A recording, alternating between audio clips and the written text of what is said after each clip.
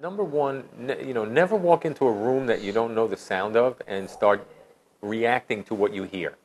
Okay, if a I'll give you an example. I don't want to give this specific person, but there was a guy that came in my room, very very well known producer, with a group of his, probably done 20 albums. Walked into my room, had never been there before, listened to his project, and wanted me to add the bass drum, much more bass drum. Now, he had never been in my room before. When I listened to it, I thought there was plenty of bass drum.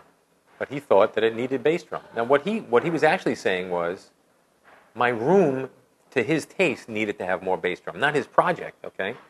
So the main thing is to be prepared. Listen to your mixes in different environments so you have an idea as an artist of what your thing needs. Figure out whether you like it or not. Figure out whether you're happy with it or not. And then when you come into the room, express whatever worries you have about the project to the engineer, and let him translate that into his language. Okay? Don't react to speakers into a room that you don't know. That's the main thing. And don't meddle in asking a million questions or telling stories. I mean, I can't tell you how much time is wasted. And sometimes it's not done with any evil intent or anything like that. But you can spend a lot of money telling stories in these sessions. They ask me stories about John Lennon, David Bowie, and all this stuff. I mean, you're paying $300 or $400 an hour, and talk about it later on. Plus, it takes me out of what I need to do. I need to listen.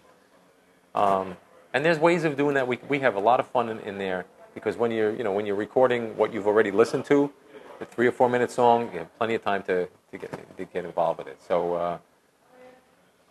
Really the way to get the most out of the session is to let the engineer do his job, but be prepared before. And you know what happens a lot of times? People are afraid they're afraid of bad news. I think we're kind of all like this in a way. It's like we just want to trust other people. You go to a financial advisor to get stock tips, and you don't want to think about it because you're lazy. You want him to do it.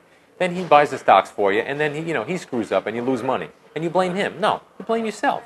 If you go into a mastering session, you need to listen to what you have before and after and determine whether you like it or not. Don't just say, well, I went to Greg Calbi, so Greg Calbi should know. Well, maybe Greg Calbi has different taste than you have. And you're gonna that CD is going to exist for the rest of your life in a way that you don't think it could have been improved, but you didn't want to say anything because you went to Greg Calbi. No. Tell him what you thought. Communication and take responsibility. I mean, that would be my two main pieces of advice to any musician that comes in. And trust your technical team. Don't, if you hire somebody to engineer your album, to record it, and to mix your album, don't be second guessing them all the time if you don't have the experience that they have. If you don't believe in them, don't hire them to begin with. Let them do their job. Let everybody do their job in the way that maxes out what they do.